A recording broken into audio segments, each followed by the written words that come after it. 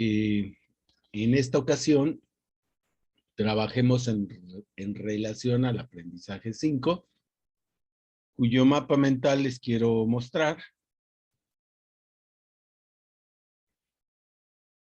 Aquí está, creo que lo pueden ya ver. ¿Sí se observa? Nosotros en esta ocasión, no sé si se observa, compañeras, compañeros. Jessy, Sí, sí se ve. ¿se ve? ¿Sí se ve? Ok. Entonces, lo que quiero mostrarles es sobre todo esta parte de arriba. Vamos a trabajar, vamos a platicar hoy, vamos a platicar en relación al dibujo y a las formas de representación. No las voy a definir, más bien a mí me interesa que ustedes las vayan viendo y las vayan identificando, pero a través de la vista, las vayan reconociendo. El asunto de los elementos y los principios ordenadores del diseño, que aquí solamente se presentan los elementos, no están presentados los principios ordenadores. Lo trabajaremos la próxima semana con varios ejercicios sencillos, pero que muestran cómo funciona esto. Así que, insisto, que estamos trabajando en varios aprendizajes más específicos relacionados con la representación de la realidad a través del lenguaje gráfico. Lo dejo aquí un minuto, un segundo, para que ustedes lo miren y veamos si hay alguna reacción por parte de ustedes en relación a este mapa mental. Síntesis de todo el aprendizaje. ¿Cómo lo ven?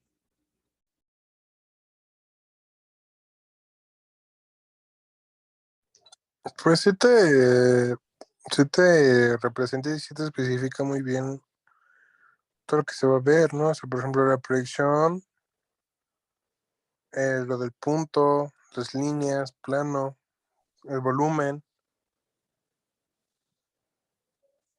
Siento que sí está muy bien sintetizado todo lo que se tiene que ver. Por ejemplo, aquí la proyección es ubicua, sí, sí, ¿no? Sí, así es. Inclusive te da las referencias de cómo se va a ver, pues desde adentro, desde un costado, desde arriba, pero de una manera lateral, desde un plano lateral, pero visto desde enfrente. O sea, siento que sí da de una manera fácil y sencilla el poder entender pues el tema. Por ejemplo, el esquema de colores, cuáles son los contrarios, cuáles van a ser los colores que pues, van a combinar, las texturas, inclusive en la parte inferior muestra cómo en base al interior o de lo que haya dentro de una figura va a ser su textura, o sea, ya sea que tenga líneas, cuadritos, esté bien rellena, no sé, o sea, siento que sí está muy bien. Sí, sí, sí, sí entiendes el sentido a lo que vamos a ver. Sí, es un buen ejercicio. Incluso podemos ver que hay un vínculo entre los elementos y los principios ordenadores del diseño con la representación. En realidad, la representación es la concreción de esos elementos y esos principios ordenadores, ¿no? Así que sí, coincido con Rodrigo en este sentido. Bueno, vamos a avanzar en este ámbito y para eso les voy a presentar un conjunto de imágenes. Y luego les voy a mostrar un documento que les voy a compartir como el procedimiento básico de dibujo. Sí, es una esfera, ¿no? Con sombreado. Así es. Si se fijan, en realidad este es el ejemplo de lo que han estado ustedes haciendo. La semana pasada, con líneas, saturando el espacio de pigmento, lograron desarrollar esta idea de la luz y la sombra. Y en esta semana, pues, incluso con un video, se acordarán, pues marcamos el hecho de hacer un bodegón, una naturaleza muerta, donde se vieran los objetos con luz y sombra. Bueno, ahora voy a comentar. Primero les muestro las imágenes y luego les refiero el punto 12 del procedimiento básico de dibujo. A ver si logro hacerme entender. Miren, en la parte superior izquierda está trazado un cuadrito y está dividido. Y luego este cuadrito está desarrollado aquí como si fuera una caja. Y dentro de la caja, considerando todas las proporciones, hemos trazado un cilindro. Otra vez. Tomamos las formas geométricas, construimos una caja y dentro de la caja logramos, gracias a la caja, dibujar la forma de un objeto, en este caso, un cilindro, como en el que estamos viendo también en la parte de abajo. Vean todos los trazos. Nos estamos auxiliando aquí de líneas horizontales y verticales. Y nos estamos también auxiliando, ¿verdad?, de las divisiones para ir ubicando dónde va qué cosa.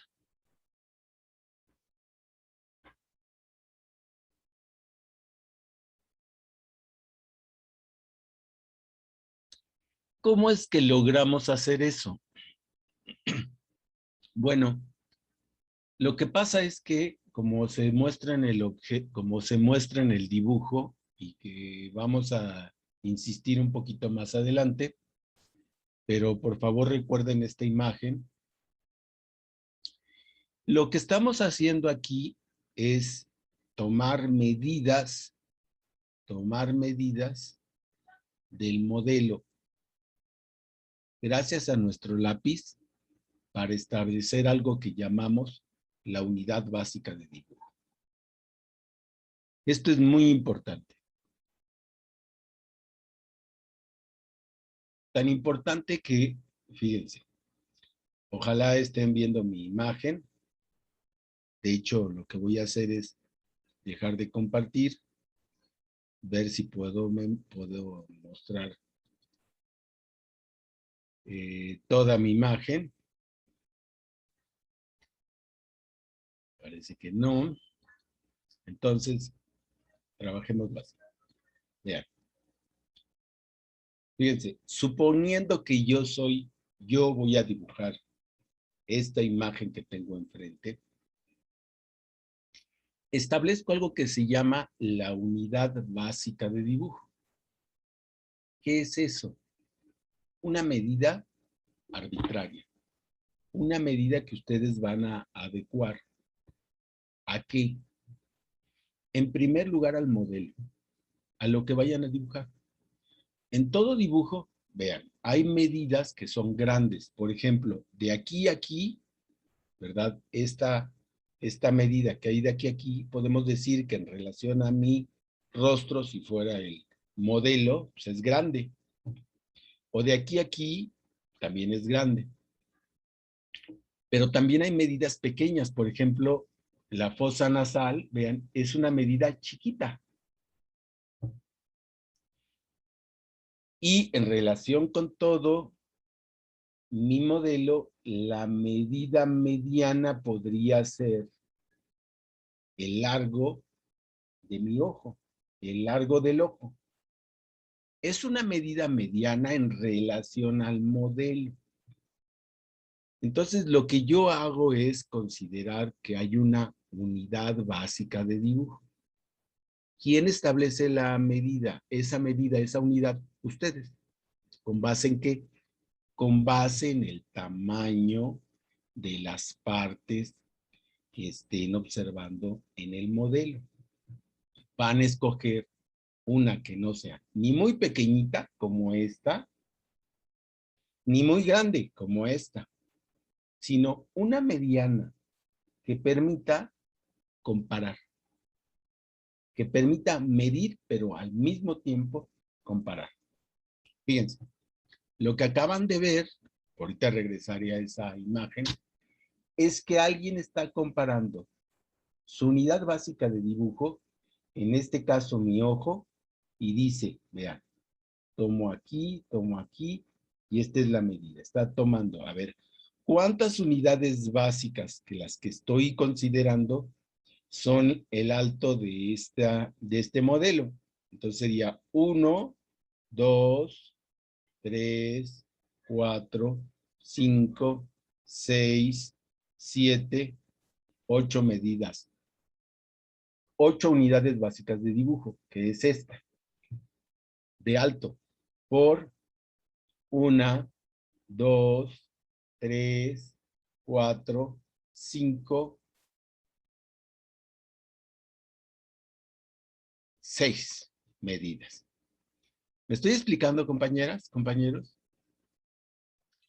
Sí, o sea, en base a una sola medida que se toma, tomar las proporciones con las demás, ¿no? O sea, ¿cuántas van a ser estas medidas para llegar a la altura y al ancho que se tiene que llegar?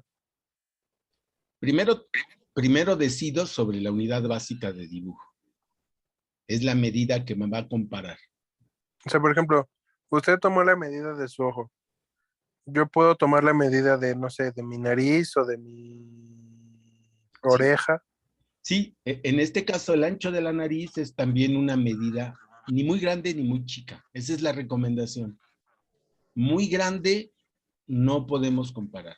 Muy chica nos dificulta. Así que una medida, por ejemplo, Rodrigo pudiera haber dicho, no, el ojo no. Voy a tomar el ancho de nariz, es una buena medida. También no es ni muy grande ni muy chica. No podríamos tomar el ancho de la boca porque es ya muy grande. No permite comparar, por ejemplo, dificulta comparar, por ejemplo, la dimensión de la fosa nasal, por ejemplo. ¿Vamos bien hasta aquí? Sí, sí, sí. Ok. Entonces, lo que se vio en el dibujo lo han hecho con el lápiz. Yo en este momento lo hice a mano, pero lo que normalmente hacemos es tomarlo con el lápiz.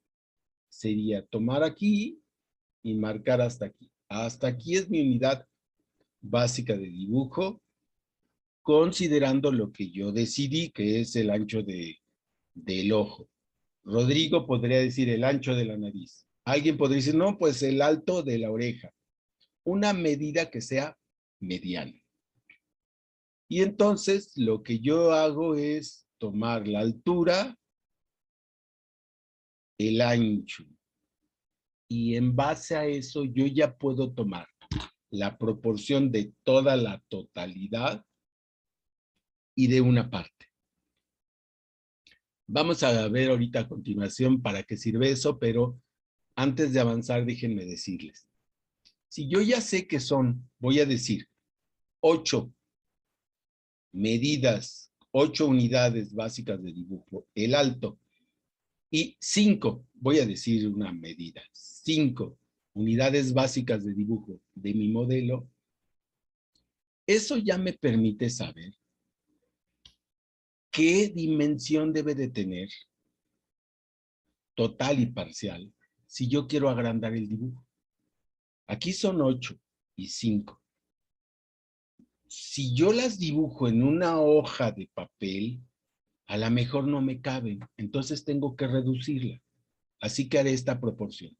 Si aquí son 8, para reducirlo a la mitad, tendré que dividirla a la mitad. Mi unidad básica la divido a la mitad, así que si aquí hay 8 de altura, en mi dibujo tendré que dividir la unidad, la mitad, y entonces serán, ¿cuántas?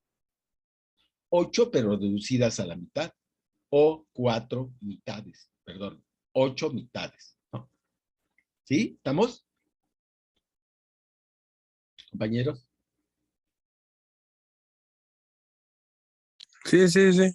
O sea, si, por ejemplo, mi proporción nos salió que son 15, ejemplo, son 15 fosas nasales o 15 anchos de nariz.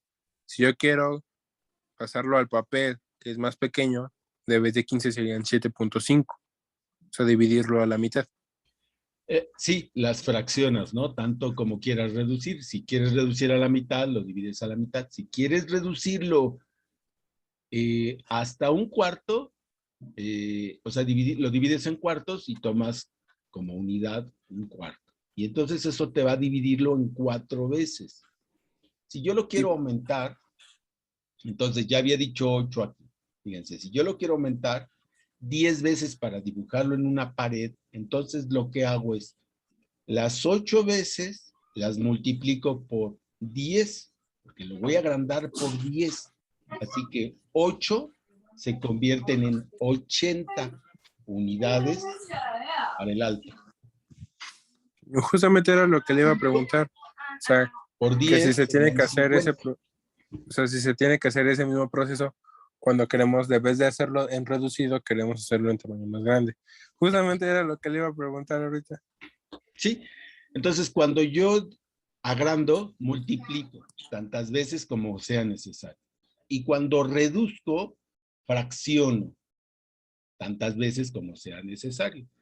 Insisto, a veces será un tercio, a veces la mitad, a veces hasta un cuarto, un 16avo, ustedes lo deciden. Entre más dividan, más pequeñito. Entre más multipliquen, pues más grande. Entonces es lo que nosotros estamos viendo en este momento en la ilustración. Esto es lo que se está haciendo. Se está tomando la unidad básica, ya se decidió la unidad básica, y se está comparando esa unidad básica con todos los elementos. Primero se hace con con ancho y alto, y luego se va haciendo con todas y cada una de las partes para que se conserve la proporción de la totalidad y de cada parte. ¿Vamos bien? ¿Podemos avanzar?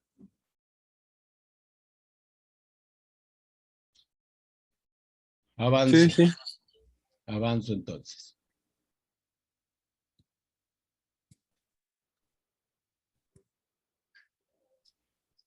Algo muy interesante es que también con el lápiz, y aquí tenemos, por favor, obsérvenlo, miren, el lápiz nos va a ayudar a marcar la línea horizontal y la línea vertical en todos los elementos. ¿Para qué queremos auxiliarnos de una línea vertical y de una línea horizontal? Porque con esas líneas, como pueden ustedes ver en el dibujo, se puede distinguir el ángulo en que están vistas o trazadas las líneas en mi modelo.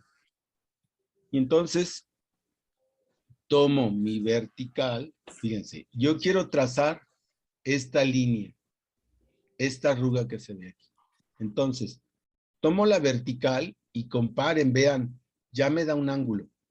Tomo la horizontal y marco el ángulo. Vean, horizontal y vertical.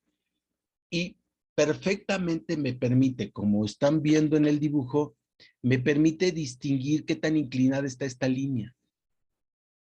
Una vez que distingo qué tan inclinada está la línea, la trazo con esa inclinación y entonces se va a observar tal como se observa en el modelo.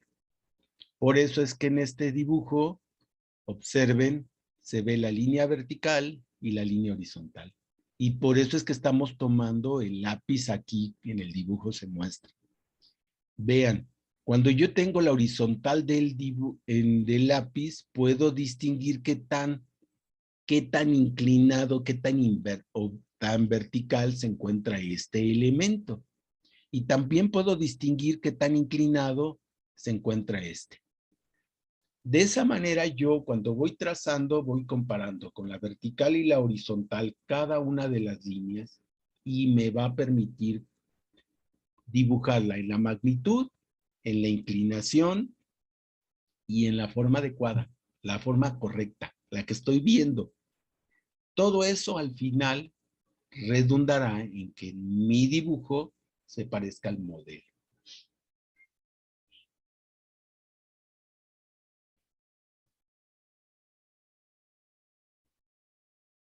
Avanzo. Vean, empecé mostrándoles cómo algunos dibujantes forman un cuadrito, moldean o trazan una caja o cubo, cuadrado o alargado, y dentro de él trazan la forma que quieren desarrollar, sea la que están viendo de la realidad o la que están imaginando para mostrarla como si existiera, para mostrar su idea como si existiera. Lo que estamos viendo, compañeros, se llama encaje. Aquí tenemos otro de estos ejemplos de los que estamos hablando. De hecho, en mi clase de expresión gráfica ya vi también eso de encaje, proporción, todo esto. Tuve que Sí, hacer sí. un Los compañeros que están en expresión gráfica, claro, esto lo han estado desarrollando, son los elementos visuales más importantes, pero quienes no tenemos todavía esa materia, pues necesitamos conocer los mecanismos y los procedimientos básicos para esto. Y este es uno de estos mecanismos, hacer el encaje de los objetos, es decir, pensarlos como si estuvieran en una caja de cristal transparente, me permite poder ver las líneas verticales y horizontales y poder ubicar cada una de las líneas que van conformando mi objeto, mi modelo de la realidad, dentro de esa caja y poderlos trazar con corrección. Como en este caso, ¿no? Voy a decir algo más. Si estuviéramos en filosofía,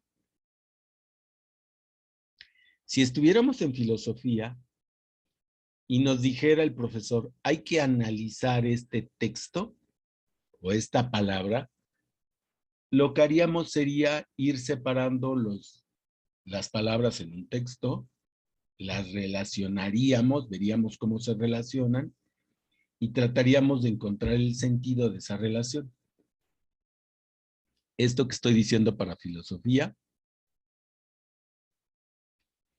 en el caso del diseño gráfico o en el caso del diseño ambiental, lo que ustedes ven es el equivalente. Porque lo que estamos haciendo es analizar los distintos elementos y las distintas relaciones que hay de ese objeto que existe en la realidad a través de presentarlo en una caja y ver con estos trazos, con estas líneas que representan la relación que hay entre parte y parte, entre elemento y elemento. Así que este es el análisis de la forma, como en filosofía hacen el análisis del texto.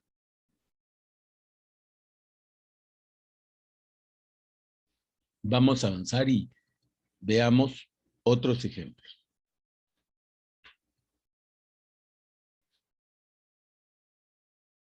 Vean, cada elemento, vean el detalle.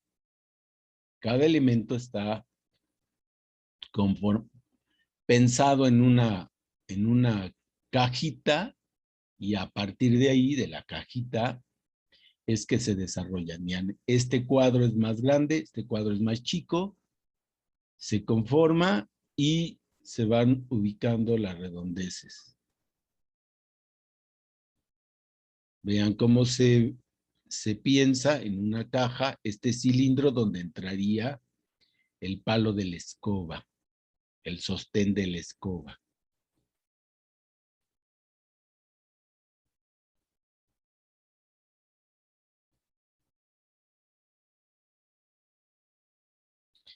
Vean cómo el conjunto, primero se observa el conjunto, se le ubica en una forma de caja en general y a partir de ahí se hacen cajitas particulares y se van dando forma a cada uno de los elementos.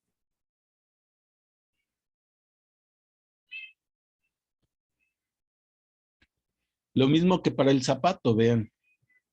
Aquí hacemos una cajita, ¿verdad? Para lo que sería la suela y el tacón. Luego hacemos una cajita para lo que sería la parte del tobillo y ahí dentro de la cajita vamos viendo, vamos colocando y vamos organizando las distintas formas.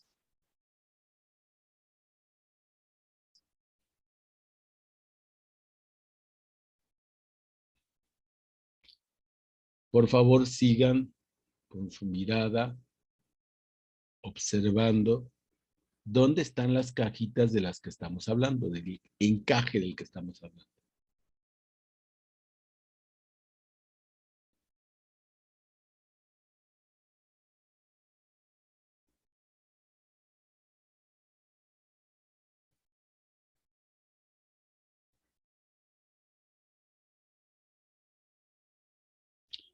¿Notan aquí?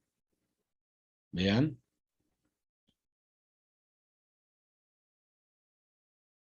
Se hizo la cajita en relación con este otro elemento y ahí se van ubicando los puntos para generar esta especie de tuerca que tiene correspondencia con esta que está acá. Se ubica lo que sería el cilindro y dónde quedaría este cortar e insertar esta otra parte del cilindro que forma parte de esta tubería.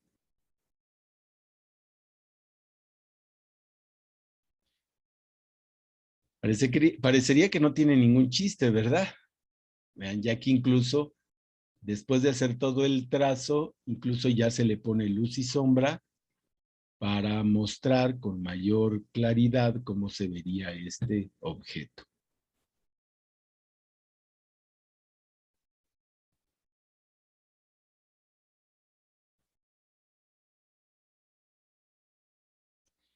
Ya de plano aquí el encaje no se observa con detalle. El encaje está en la cabeza del dibujante.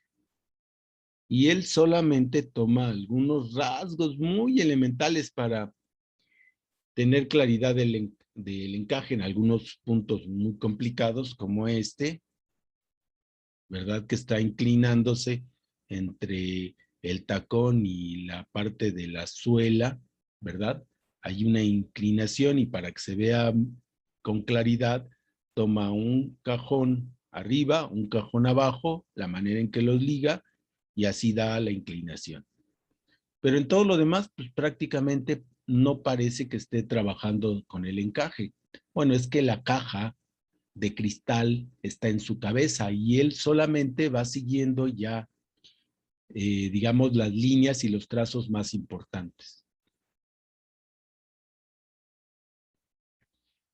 Es evidente que esto no se logra en un curso nada más, con un solo dibujo, sino que hay que estarlo practicando.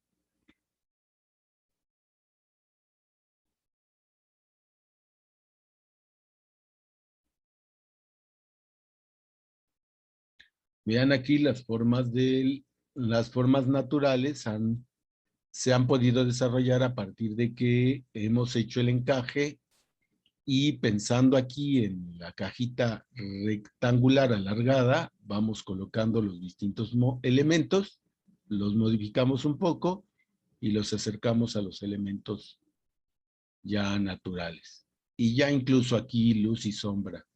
Vean, solamente con la luz y la sombra, pues qué bien se ve, ¿no? Qué bien está representada la realidad.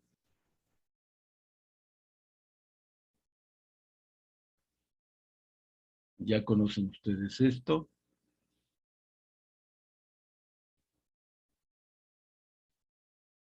Son esas líneas que ustedes ya conocen, saturadas, pero vean la forma en que las van colocando, le va dando la forma y a la vez, ¿verdad? Le van generando la sombra y la luz.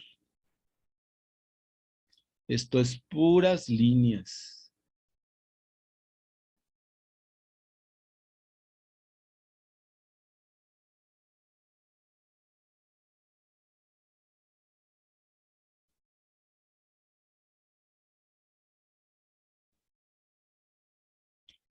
Vean la forma de la hoja, en donde fue encerrada, cómo se compara con vertical y horizontal, y se va organizando toda la demás forma, gracias a que ha sido encajada en este rectángulo. Aquí la idea no fue mostrar el volumen, pero si hubiera tenido que mostrar el volumen, pues tendría que hacer esta cajita con cierta altura para mostrar que el grosor de la hoja, etcétera. Otras texturas, sí, esto ya lo conocen ustedes, yo dejaría aquí.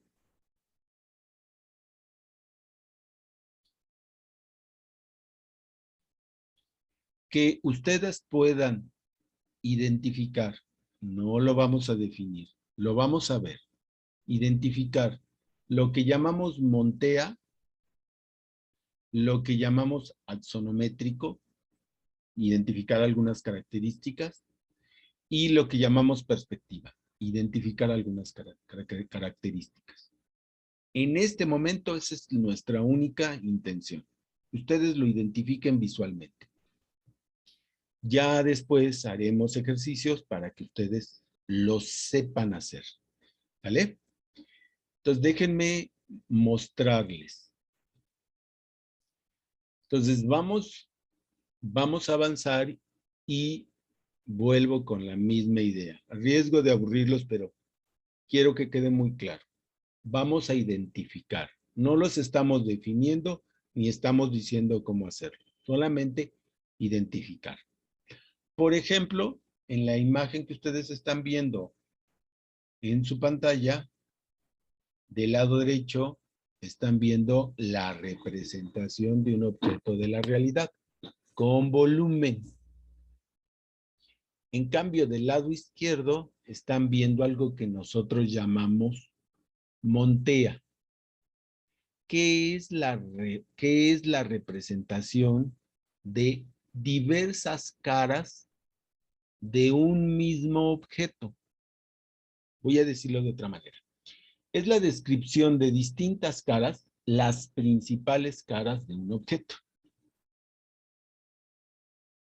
Este objeto o este tipo de representación generalmente son tres. Y aquí las tenemos presentadas en nuestro objeto.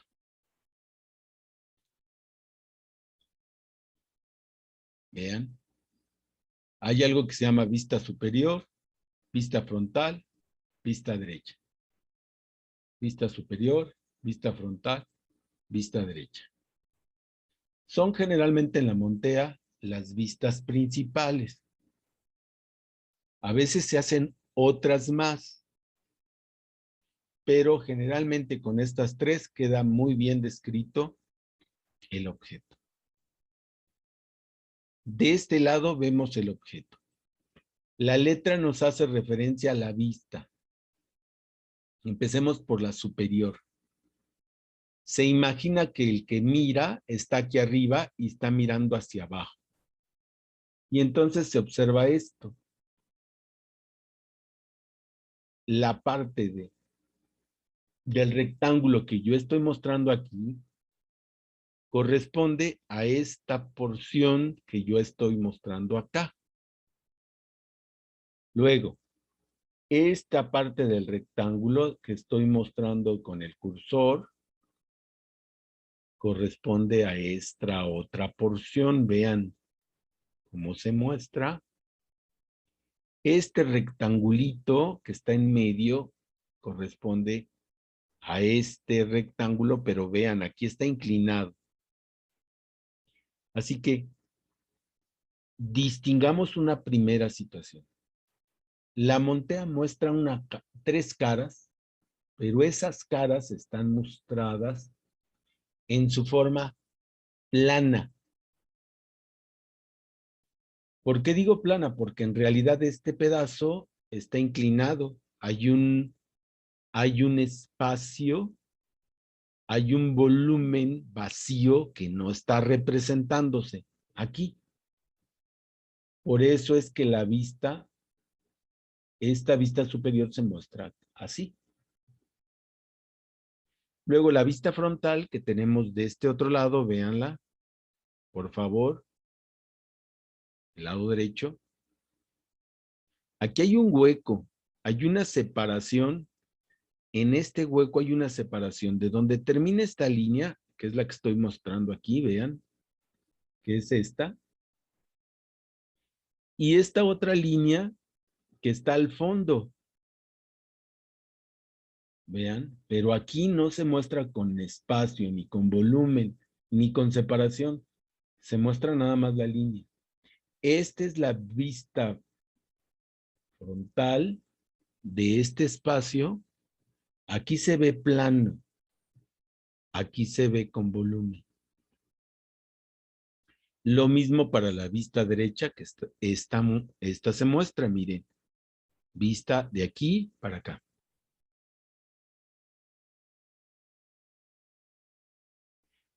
Este rectángulo representa este rectángulo. Aquí está inclinado. Aquí muestra con volumen esa inclinación.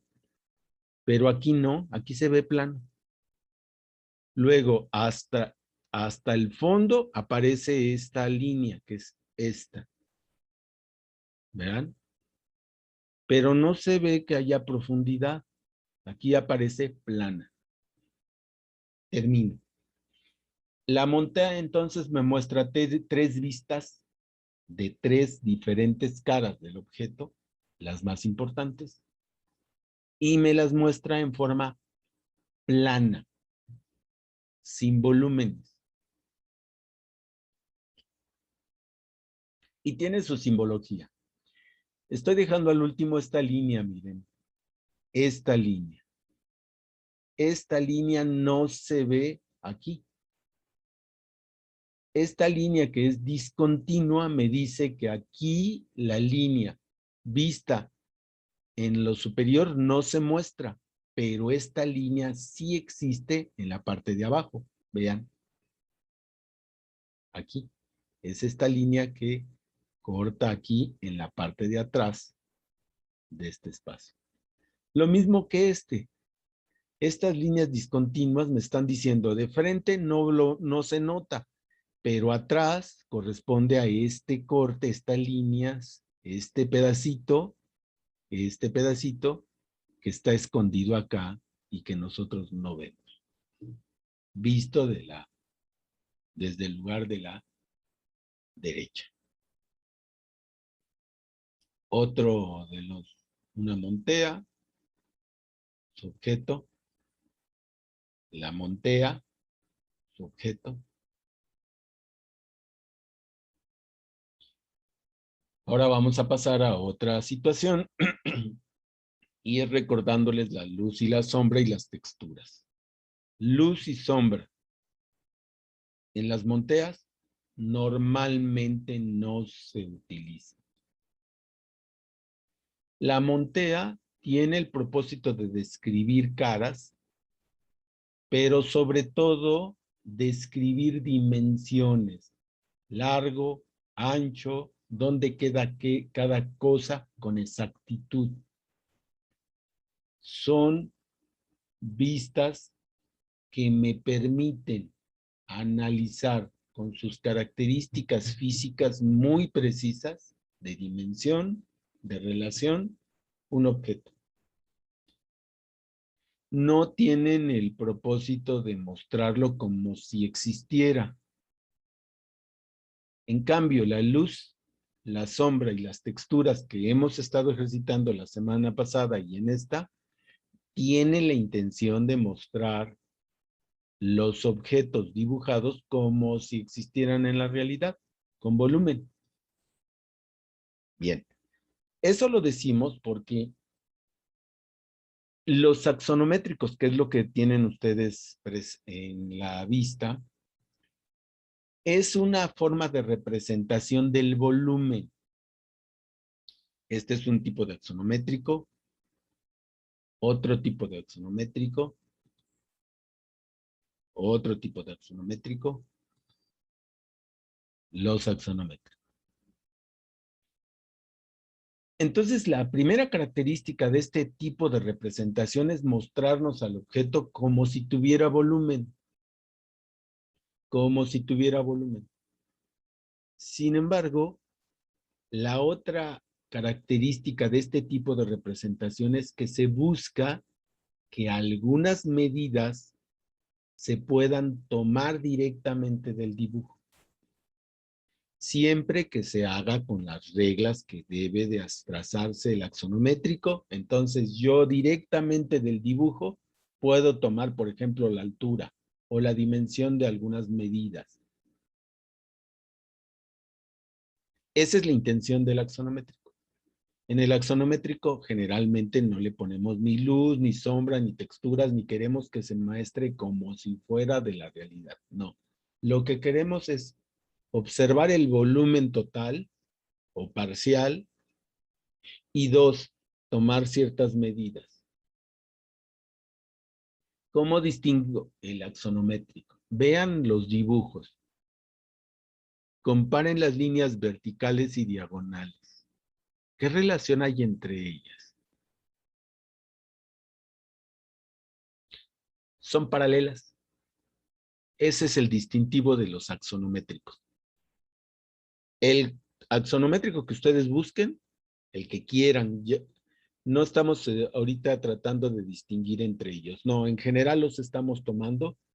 Su característica, su distintivo es que todas las líneas están colocadas una paralela respecto a la otra.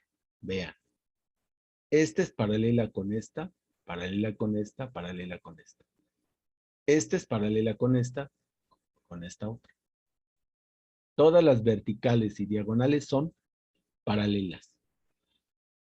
Si el dibujo tiene todas las líneas paralelas, es un axonométrico. ¿Vamos bien hasta aquí, compañeras, compañeros? Sí, profe. ¿Sí? Pues Jocelyn. es Sí, base del dibujo técnico, ¿no? sí, es la base del dibujo técnico.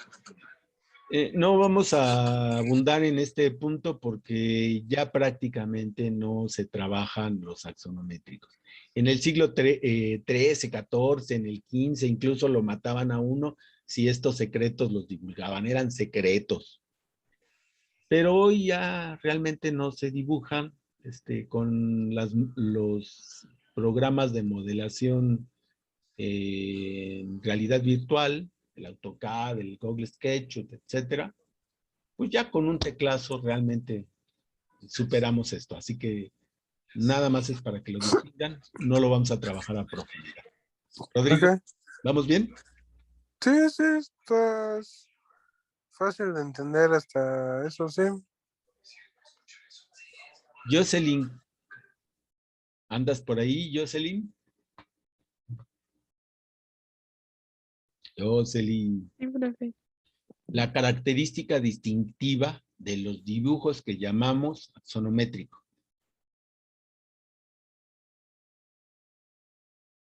Dime. Te pregunto otra vez. La característica distintiva de la proyección que llamamos axonométrico. O del dibujo que llamamos axonométrico.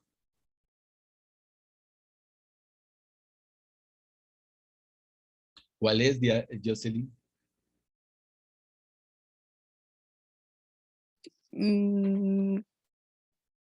No era que...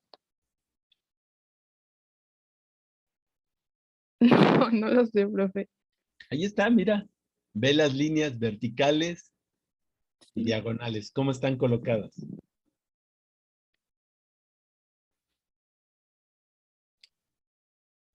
¿Son paralelas? Son paralelas. Ese es su distintivo, ¿eh? Tú miras las líneas. Cuando ves un dibujo te digan, ¿es que es un axonométrico o es una perspectiva? Las ves, ves las líneas diagonales paralelas, verticales paralelas, es un axonométrico. Hay distintos tipos de axonométricos, pero a nosotros en este momento no nos va a interesar hacer esa distinción. Solamente queremos saber que sea un axonométrico. ¿Vamos bien, Jocelyn? Sí, profe. Ok. Vamos, estamos a punto de concluir unos 10 minutitos, unos 5 minutitos más. Solo quiero mostrarles la otra forma de representación del volumen. En esta sí, nuestra intención es que parezca lo más real posible. Y es lo que llamamos la perspectiva. Y la perspectiva tiene que ver con esta línea que ustedes están viendo, que en el dibujo está a la altura de la mirada del observador. Esta línea es lo que llamamos la línea del horizonte, que es la altura de la mirada del observador. Eso genera una vista diferente del volumen y de la realidad cuando los objetos están abajo de la línea del horizonte, a la línea del horizonte o arriba de la línea del horizonte. Se ven cosas diferentes.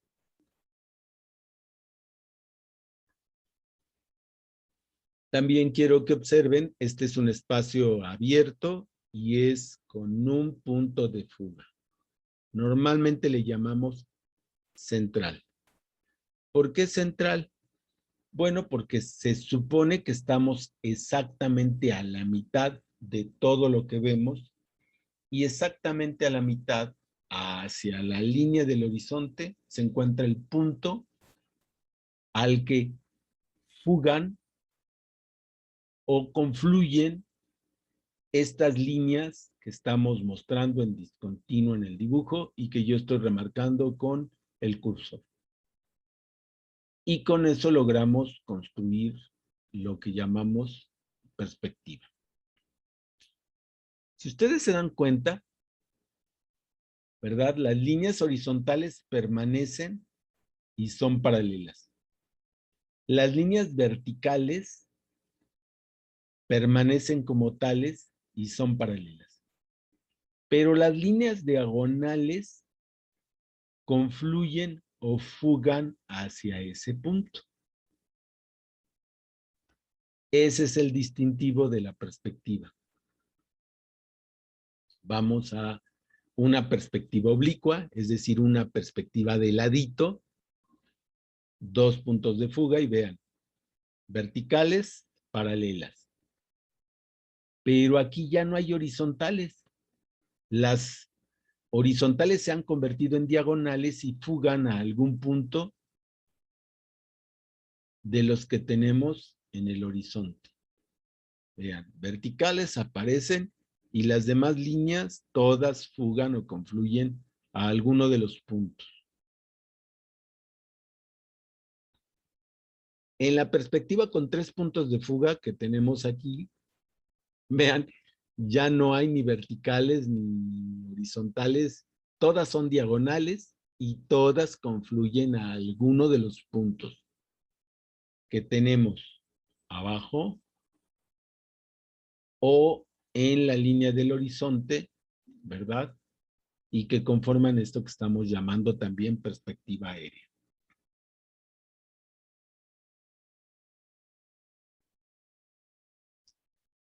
Les ruego encarecidamente, estamos casi a punto de terminar, que revisen su libro.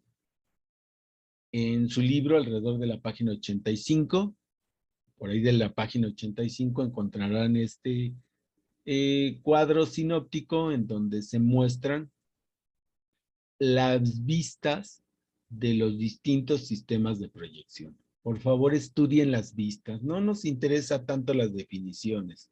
Interesa que ustedes observen y distingan cómo se mira cada uno de estos distintos tipos de proyección. Esto es lo que nos va a interesar por el momento. Así que avanzo.